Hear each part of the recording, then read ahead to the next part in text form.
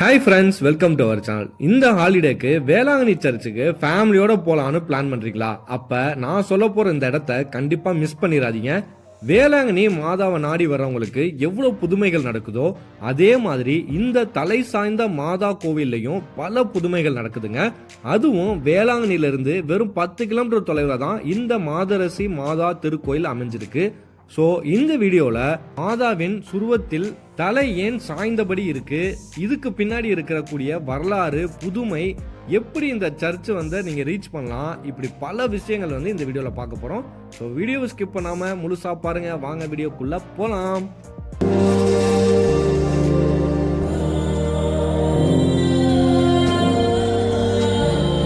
First இந்த தலை சாய்ந்த மாதரசி மாதா கோவில் எங்க இருக்குன்னு பாத்தீங்கன்னா, நீங்க வேளாங்கண்ணிக்கு ட்ரெயின்ல பிளான் பண்ணியிருந்தீங்கன்னா நாகப்பட்டினம் ரயில்வே ஸ்டேஷன் வரும், அங்கேயே நீங்க இறங்கிருங்க. அங்க இருந்து ஜஸ்ட் வாக்கபிள் டிஸ்டன்ஸ்ல தாங்க இந்த மாதரசி மாதா கோவில் லொக்கேட் ஆயிருக்கு.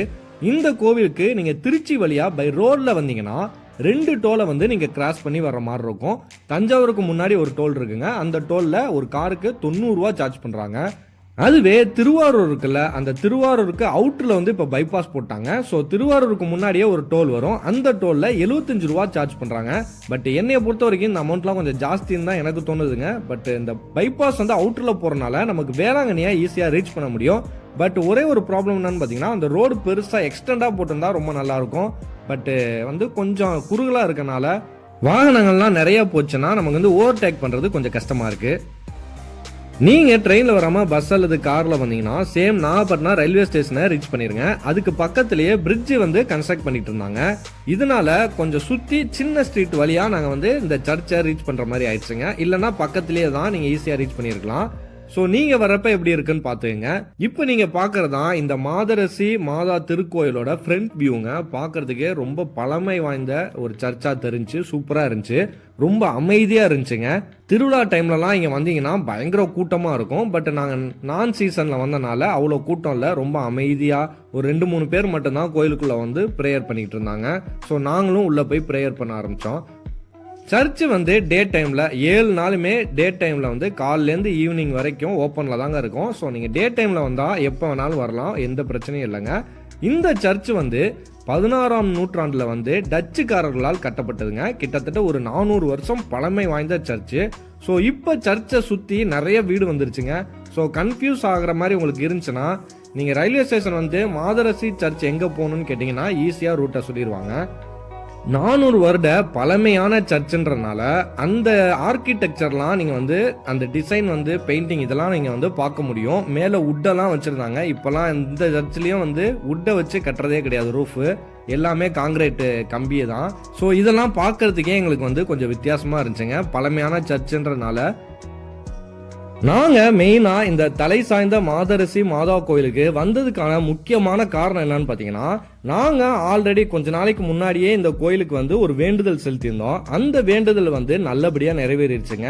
ஸோ அந்த நன்றி கடனை தீர்க்கறதுக்காக மாதாவுக்கு சாரி வாங்கி போத்தி விடுறதா நாங்க வேண்டியிருந்தோம். ஸோ அதுக்காக தான் இந்த நாகப்பட்டினத்துல இருக்க மாதரசி மாதா கோயிலுக்கு வந்திருந்தோம்.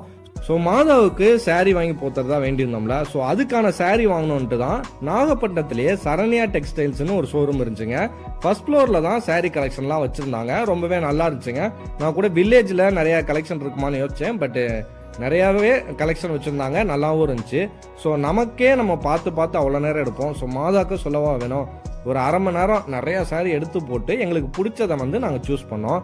ஃபர்ஸ்ட் ஃப்ளோர்ல இருக்குன்றதுனால ஏஜ்டு பர்சன்லாம் படியில் ஏறி போகணும்னு அவசியம் இல்லைங்க. லிஃப்ட் வச்சிருந்தாங்க. லிஃப்ட்டை யூஸ் பண்ணிக்கிட்டே நீங்கள் ஃபர்ஸ்ட் ஃப்ளோரை ரீச் பண்ண முடியும்.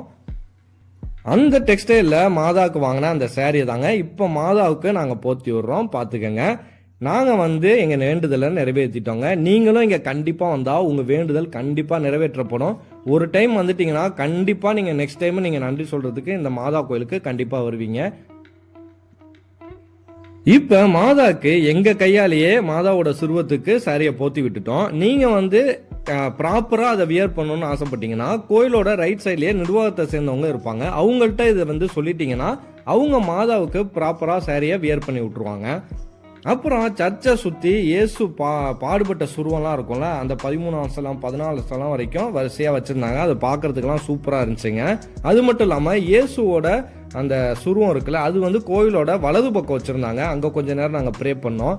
ஃபைனலாக மாதாவோட தலை சாஞ்சதுக்கு என்ன ரீசன் அப்படின்னு உங்களுக்கு கேள்வி வரும்ல, கண்டிப்பாக அதை பற்றி நான் சொல்கிறேங்க. அந்த ஹிஸ்ட்ரியெல்லாம் நீங்கள் கேட்டிங்கன்னா உங்கள் உடம்பே செலுத்துருங்க. அப்படி ஒரு புதுமையான ஒரு நிகழ்வு நடந்ததுக்கு அப்புறம் தான் இப்படிப்பட்ட சர்ச்சை இங்கே உருவானது. இந்த கோவில மாதாவோட திருசுருவம் இருக்குல்ல, அதுல தலை சாய்ந்தபடி இருக்கிறதுக்கான அந்த வரலாறு சொன்னல, அந்த மெய்சிலிருக்கும் ஒரு வரலாறை பத்தி இப்ப பார்க்கலாம். 16ஆம் நூற்றாண்டுக்கு முன்னாடி டச்சுக்காரர்கள், போர்ச்சுகீஸ், பிரிட்டிஷ்காரர்கள்னு நிறைய ஆங்கிலேயர்கள் இந்தியாவை ஆட்சி பண்ணிட்டு இருந்தாங்க. அதுல டச்சு நாட்டவர்கள் தான் இந்த மாதா சர்ச்சு உருவானதுக்கு ஒரு முக்கியமான காரணமா இருந்துச்சு. டச்சுக்காரர்கள் ஒரு பகுதி, நாகப்பட்டினத்தோட ஒரு பகுதியை வந்து ஆட்சி செஞ்சுக்கிட்டு இருக்கும் போது இந்த மாதா சுருவத்தை வந்து அவங்க போட்லேருந்து கொண்டு வந்து இங்க வச்சிருக்காங்க.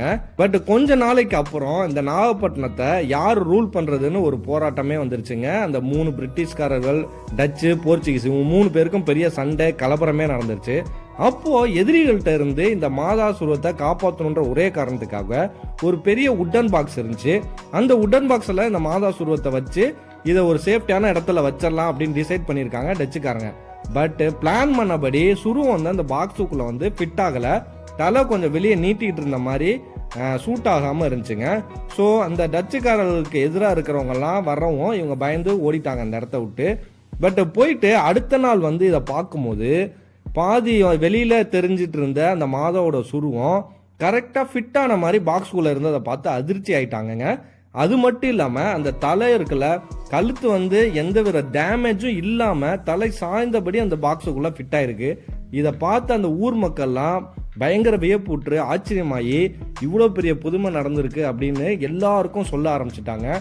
இந்த புதுமை கேட்ட டச்சுக்கார இங்கே வந்து மாதாவுக்கு ஒரு கோயில் கட்டியே ஆகணுன்றதுதான் இந்த கோயிலை கட்டியிருக்காங்க. இது இந்த கோயிலோட வரலாறு.